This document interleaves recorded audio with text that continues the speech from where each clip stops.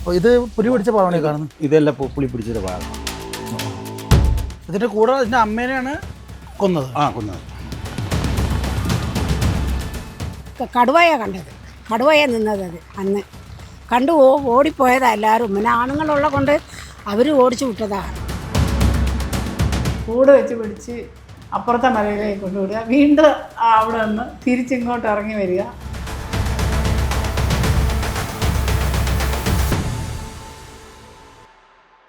Idukki Vandiperiyar estate മേഖലയിൽ കടുവയെയും പുലിയെയും പിടിക്കാനായി സ്ഥാപിച്ചിട്ടുള്ള കൂടാണ് ഈ കാണുന്നത്. 1.5 മാസം മുമ്പ് ഇത്തരത്തിൽ കടുവയെ പിടികൂടാനായി സ്ഥാപിച്ച മറ്റൊരു കൂട്ടിൽ പുലി വീണിരുന്നു. അതിനെ വനമേഖലയിൽ കൊണ്ടുവന്ന് വിട്ടതിനെ തുടർന്ന് വലിയ ആശ്വാസത്തിലായിരുന്നു ഇവിടുത്തെ ജനങ്ങൾ.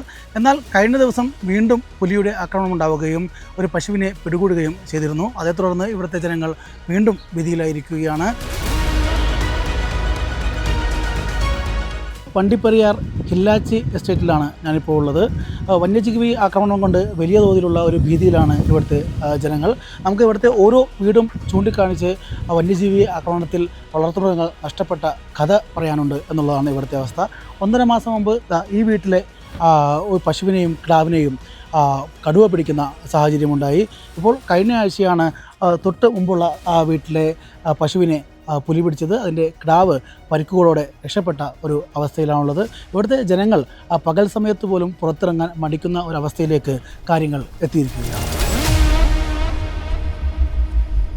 കഴിഞ്ഞ കാലങ്ങളിലൊക്കെ ഇതുണ്ട്, ഈ പശുവിനെ ആക്രമിക്കുന്നതും ഉണ്ട്. ഇപ്പോൾ കുറേ കാലമായിട്ട് ഇപ്പോൾ പശുവിനെ ആക്രമിക്കുന്നില്ലാതെ ആൾക്ക് താമസിക്കുന്ന സ്ഥലത്ത് ഇതുകൊണ്ട് കയറി വരുന്ന ഒരു സാധ്യതയുണ്ട്. ഈ 1 മാസത്തിന് മുൻപ് ഇവിടെ ഒരു കടുവ ഇവിടെ വന്നിട്ടുണ്ടെന്ന് പറഞ്ഞ് ഫോറസ്റ്റുകാർ എന്ന് പറഞ്ഞപ്പോൾ ഞങ്ങൾക്ക് അറിഞ്ഞു.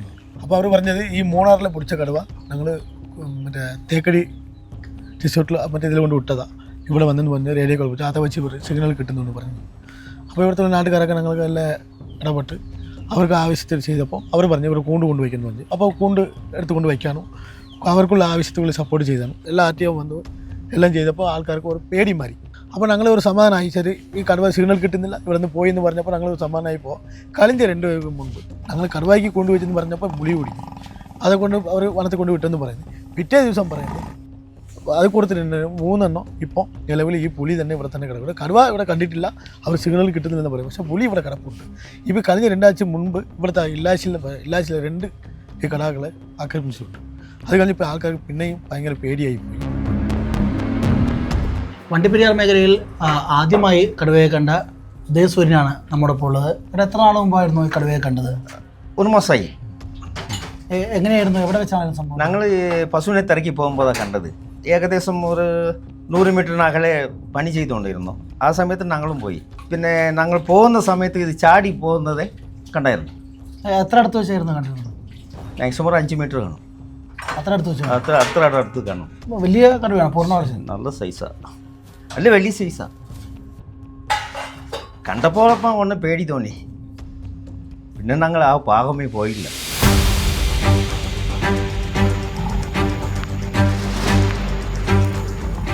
ഒരു മാസം മുമ്പ് കടുവ പിടിച്ചത് അൻപുതറ എന്ന് പറയുന്ന ഈ ഹില്ലാച്ചി നിവാസിയായ ഇദ്ദേഹത്തിൻ്റെ പശുവിനെയായിരുന്നു. പശുവിനെയും കിടാവിനെയും ഒന്നിച്ച് കടുവ കൊലപ്പെടുത്തുകയായിരുന്നു.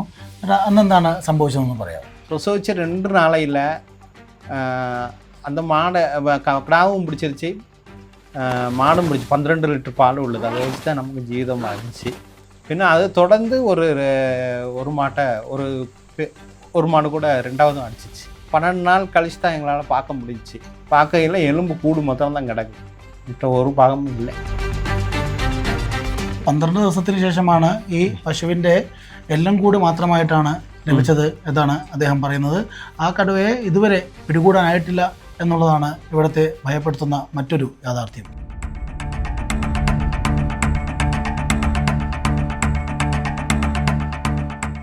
അപ്പോൾ ഇത് പുലി പിടിച്ച ഭാഗമാണ് കാണുന്നത്. ഇതെല്ലാം പുലി പിടിച്ചൊരു ഭാഗമാണ്.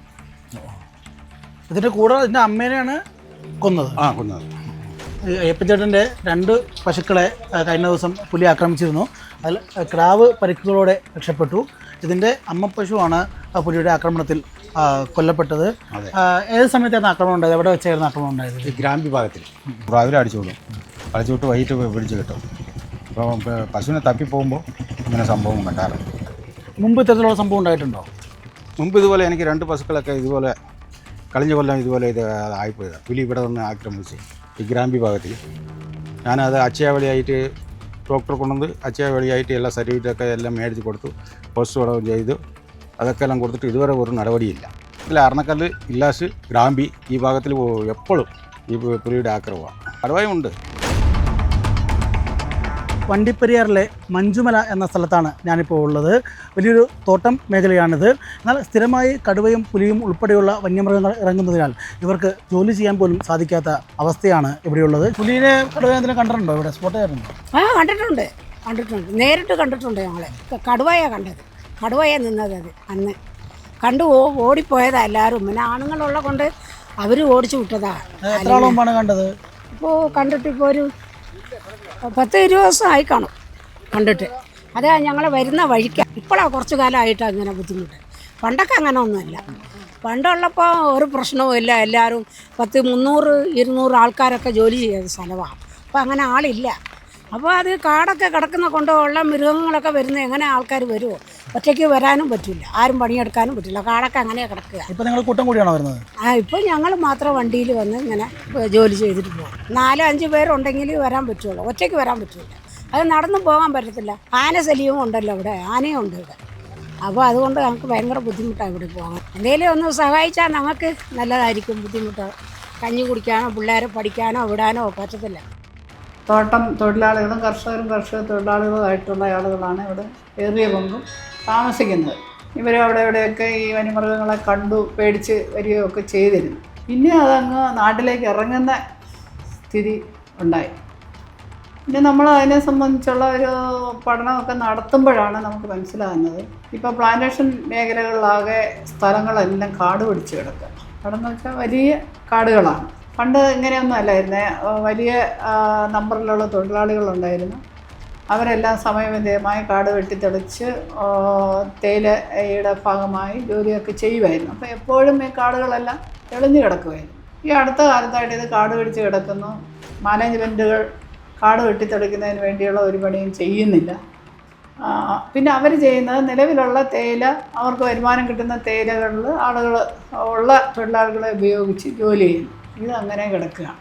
അപ്പോൾ അവിടെ വന്യമൃഗം പെരുകി വളരാനുള്ള സാധ്യതയുണ്ട്. കാരണം അവിടെ ഇഷ്ടംപോലെ മുയലുണ്ട്, മറ്റേ കേഴമാനുണ്ട്. അതിന് അവിടെ കിട്ടുന്നതുകൊണ്ട് അത് അങ്ങനെ വലിയ ശല്യമില്ലാതെ ഇരിക്കുകയായിരുന്നു. പക്ഷേ ഈ അടുത്ത കാലത്തായിട്ട് ഇത് ഇരതേടി പുറത്തേക്ക് വരാനും കൂടി ഈ 2 വർഷക്കാലമായിട്ട് തുടങ്ങിയിട്ടുണ്ട്. അങ്ങനെ വന്നിട്ടാണ് പശുവിനെ പിടിക്കുക, ആടിനെ പിടിക്കുക, പട്ടിയെ പിടിക്കുക, ആളുകളെ ഓടിക്കുക, ആളുകൾ ജോലിക്ക് പോകാൻ കഴിയാത്ത സ്ഥിതിയിലേക്ക് എത്തുക. ഇവിടെ സംഭവങ്ങളുണ്ടാകുമ്പോൾ അന്നേരം തന്നെ നമ്മുടെ ജനപ്രതിനിധികൾ, നമുക്കിപ്പോൾ ജനജാഗ്രതാ സമിതികളെല്ലാം പഞ്ചായത്ത് രൂപീകരിച്ചിട്ടുണ്ട്. ഫോറസ്റ്റ് ഡിപ്പാർട്ട്മെൻറ്റും നമ്മളുമൊക്കെ കൂടിയുള്ള. പക്ഷെ അവർക്കും ഒരു പരിധിക്ക് അപ്പുറത്തേക്ക് കാര്യങ്ങൾ കൈകാര്യം ചെയ്യാൻ പറ്റത്തില്ല. കാരണം നിലവിൽ കേന്ദ്ര വന്യജീവി സംരക്ഷണ നിയമമൊക്കെ ഉള്ള സാഹചര്യത്തിൽ അവർ തുരത്തി വിടുക, കൂട് വെച്ച് പിടിച്ച് അപ്പുറത്തെ മലയിലേക്ക് കൊണ്ടുവിടുക, വീണ്ടും അവിടെ നിന്ന് തിരിച്ചിങ്ങോട്ട് ഇറങ്ങി വരിക. ഈ ഒരു സംഭവ വികാസങ്ങളാണ് ഇവിടെ നടന്നു വരുന്നത്. എന്തായാലും വണ്ടിപ്പെരിയാറിലെ ജനങ്ങൾക്ക് നേരത്തെയൊക്കെയാണ് ഒരു 5 മണി കഴിഞ്ഞാൽ പുറത്തിറങ്ങാൻ കഴിയാത്ത സാഹചര്യമായിരുന്നെങ്കിൽ ഇപ്പോൾ പകൽ പോലും ഇറങ്ങാൻ കഴിയാത്ത സാഹചര്യമാണ്. ഈ ലേബേഴ്സിന് തന്നെ ഈ സ്ഥലമേ ഇപ്പോൾ പണ്ടൊക്കെ ഈ അടുക്കളത്തോട്ടമൊക്കെ കൊടുക്കുമായിരുന്നു. ലൈൻസിൽ താമസിക്കുന്ന തൊഴിലാളികളായ കുടുംബങ്ങൾക്ക് അവർ താമസിക്കുന്ന ലൈൻസിൻ്റെ മുൻപിലുള്ള സ്ഥലം കുറച്ച് 5-10 സെൻറ്റും ഒക്കെ കൊടുക്കും. അവിടെ പച്ചക്കറി കൃഷിയൊക്കെ അവർ നടത്തുകയായിരുന്നു. അപ്പോൾ ആ സംവിധാനമൊക്കെ മാറിയിട്ടുണ്ട്.